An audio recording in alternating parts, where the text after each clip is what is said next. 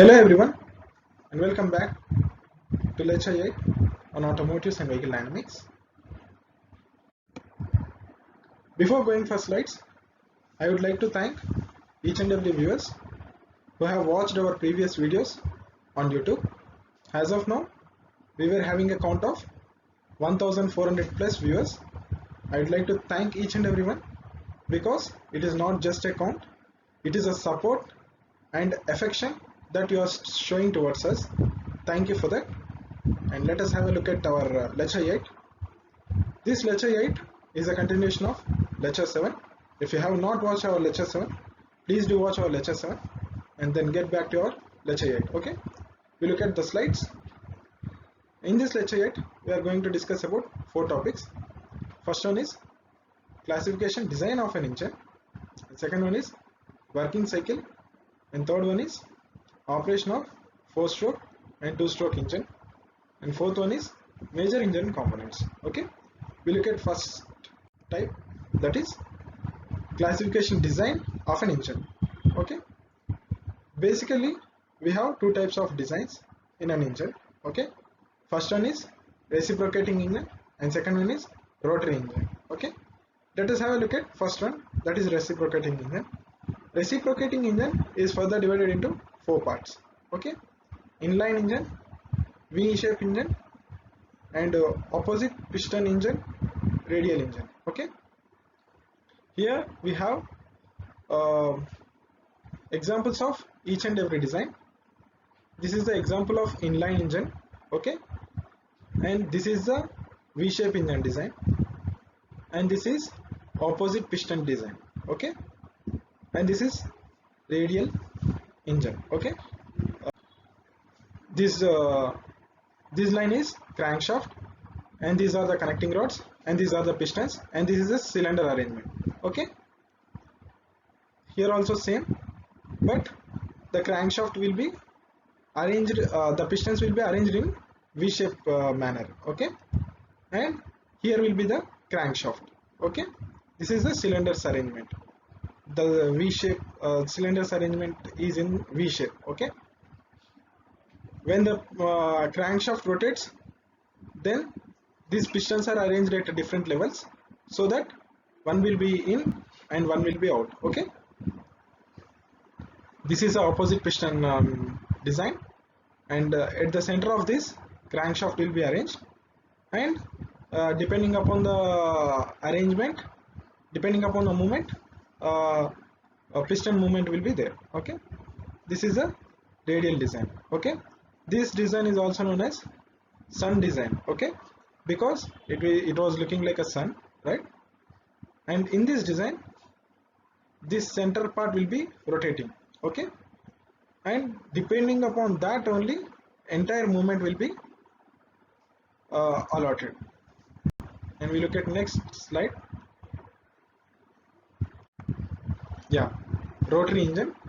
In rotary engine we have only one type, that is Wankel engine. Okay, this is a complicated design engine, and it requires n number of alternative connections, and generally this Wankel engine is very rarely used one. Okay, we look at next slide. In this slide we are going to look at working cycles of a 2-stroke engine and 4-stroke engine. Okay, between 2-stroke cycle engine and 4-stroke cycle engine. Okay, this is a 4-stroke cycle engine. Okay, as we have already studied about this 4-stroke cycle engine, first one is intake and second one is compression, and third one is power stroke, and fourth one is exhaust. We all know that, right? And we have not discussed about 2-stroke cycle. Okay, in this 2-stroke cycle, in first stroke we have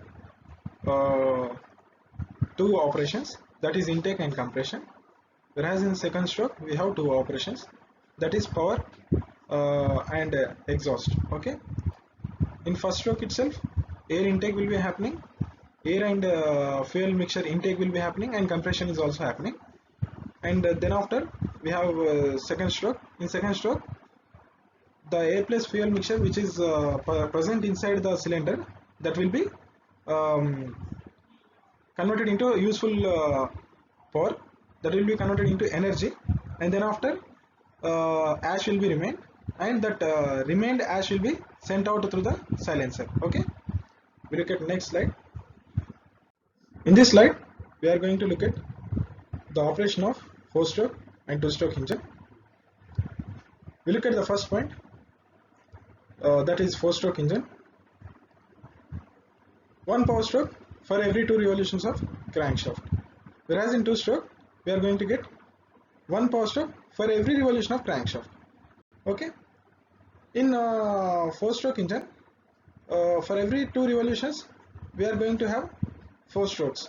That is, first one is suction, compression, power stroke and expansion. Okay, and in one revolution we are going to have suction and compression, and in second revolution we are going to have power stroke and expansion, that is exhaust stroke. Okay, whereas in 2-stroke engine we were having one power stroke for each revolution of a crankshaft. In 2-stroke engine we have 2 operations in 1 stroke. Okay, that is, only in 1 stroke we are going to have 2 operations, that is compression, suction and compression, whereas in second stroke we are going to have power stroke as well as exhaust stroke. That's why we are going to get more power in 2-stroke when compared to 4-stroke. Okay, we look at second point, heavy flywheel due to unbalanced engine runs, whereas in 2-stroke light flywheel due to relative balanced engine runs. Okay, in 4-wheeler, due to unbalanced engine runs we are going to arrange a heavy flywheel. Okay, whereas in 2-stroke we does not require a heavy flywheel, we can also handle the amount of engine running by the help of lighter flywheel. Okay, we look at third point, it is heavier by weight, and when compared to 2-stroke it is lighter by weight, because in 4-stroke we require different types of mechanisms involved in that, that is valves and extra cylinders and extra pistons, all those things. That's why the weight of 4-stroke engine is higher, whereas in 2-strokes it required lesser amount of mechanical related involvement, and so it consumes very less amount of material and the weight will be very less. Okay, we look at third point, design is complicated due to the valve mechanism. Okay, in 4-stroke engine we use valve mechanisms, so the design will be little bit complicated, whereas in 2-stroke valve mechanism is absent, so it is simple in design. We look at next point, it is more cost. Why? Because we are going to involve valve mechanisms, and then after extra pistons, extra cylinders, all those things, no? So it is more cost when compared to 2-stroke engine. Okay, whereas in 2-stroke we'll going to have it is a simple design and it is a simple arrangement, so it is a little bit lesser in cost. Okay, we look at next point, less mechanical efficiency due to more friction parts, right? More mechanical efficiency due to less friction parts. Understand it? We look at next slide.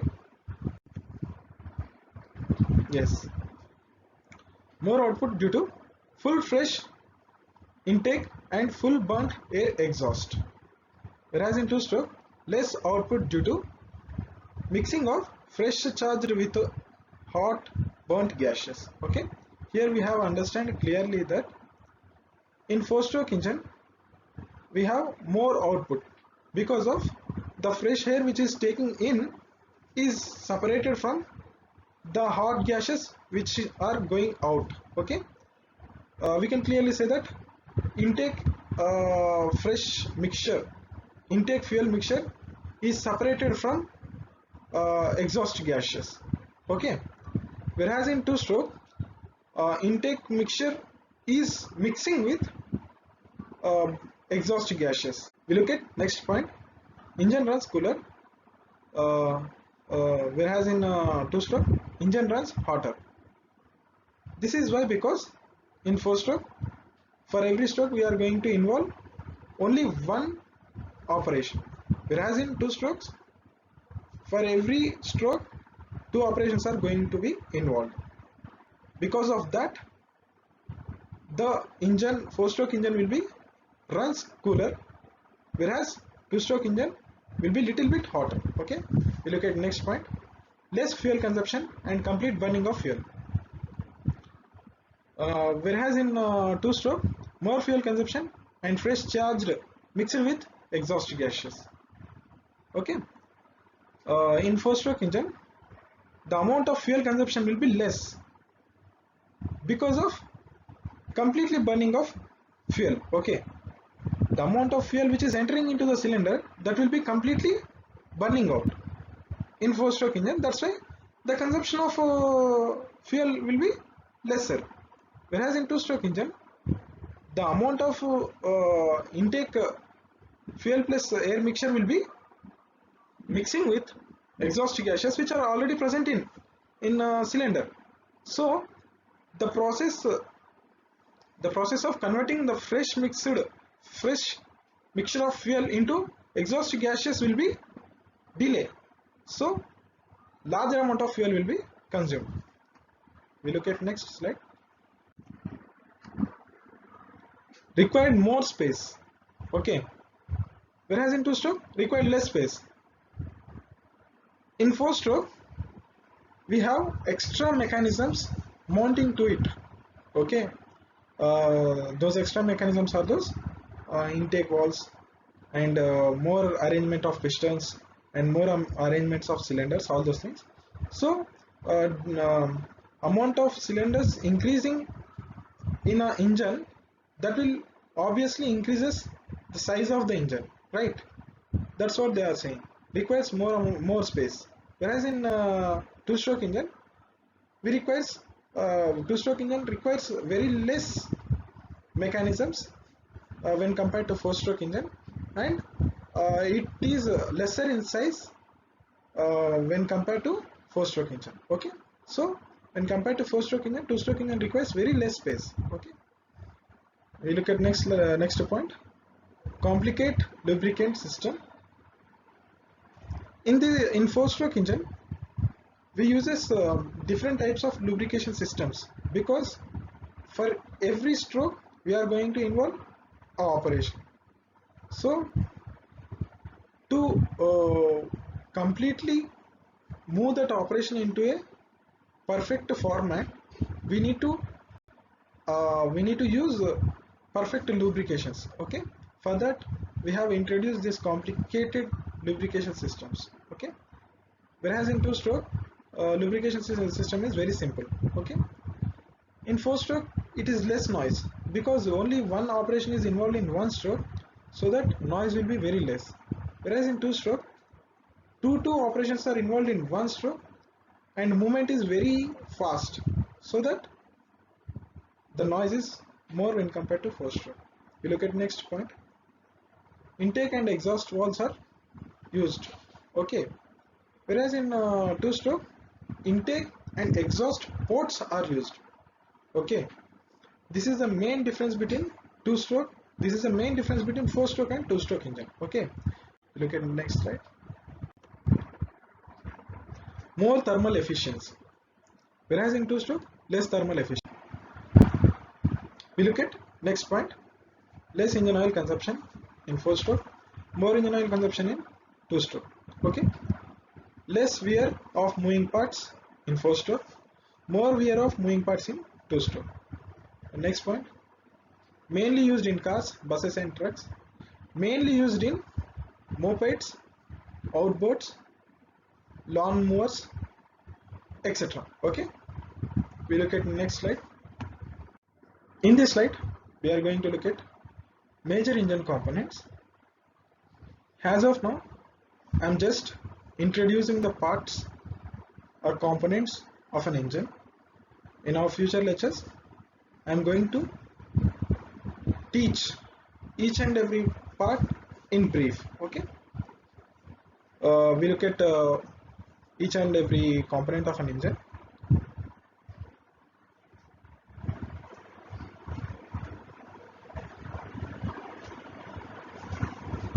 Firstly, we are going to look at ignition coil or spark plug. This is the these are the ignition coils or spark plugs. Okay, these are the fuel injectors. This is the cylinder head.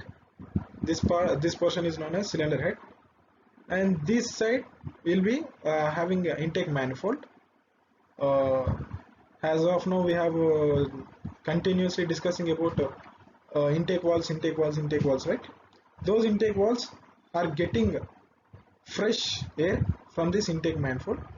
This intake manifold is further connected to carburetor. From there, it is purifying the air, atmospheric air, and mixing the fuel with it, and then it is sending through this intake manifold into the cylinder. Okay, and next we are going to look at these are the camshafts.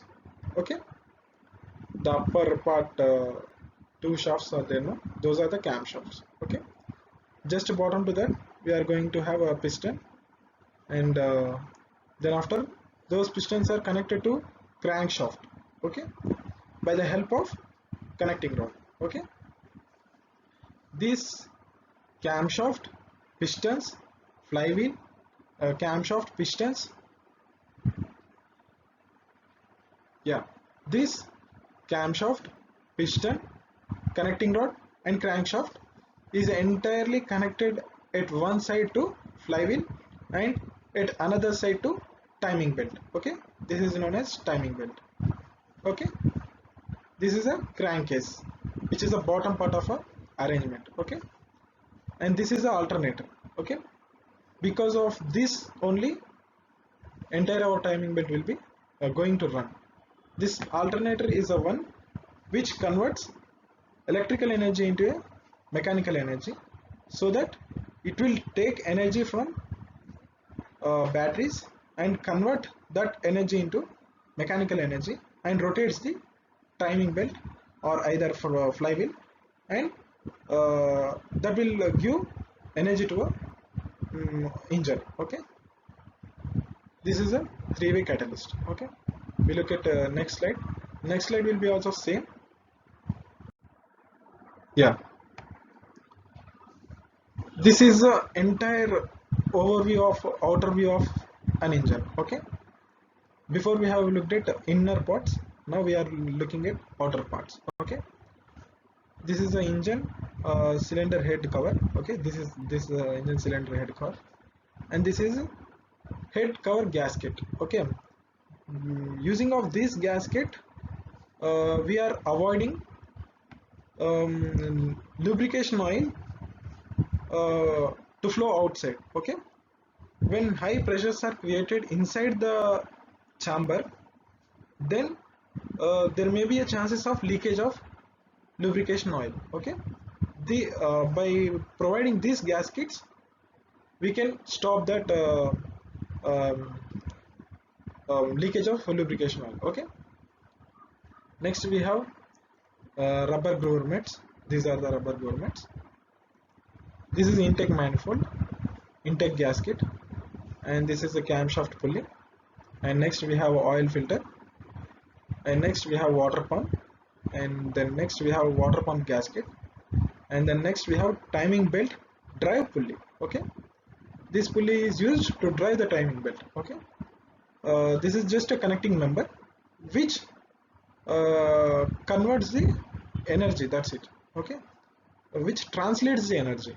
Okay, oil pan gasket, and this is the oil pan, and here we will be having a nut through which we can drain out the used engine oil, and this is the drain out crush washer, and then after this is the engine block, we all know that, and this is the exhaust manifold. Inlet manifold and exhaust manifold will be always arranged at the opposite faces. Okay, At this phase we are having intake manifold, right? Opposite to that we will be going to have out now exhaust manifold. Okay, they both always arranged at opposite positions only. Okay, and then next we have engine cylinder head, this one, and then next distributor. Okay, distributor o-ring, right? Regarding right, regarding all these parts I am going to discuss in our next lectures, and um, in our next lectures we will have a great brief explanation about each and every part. Stay tuned, and I hope I'll meet you all in my next lecture. Do like, share, comment and subscribe to our YouTube channel. Thank you.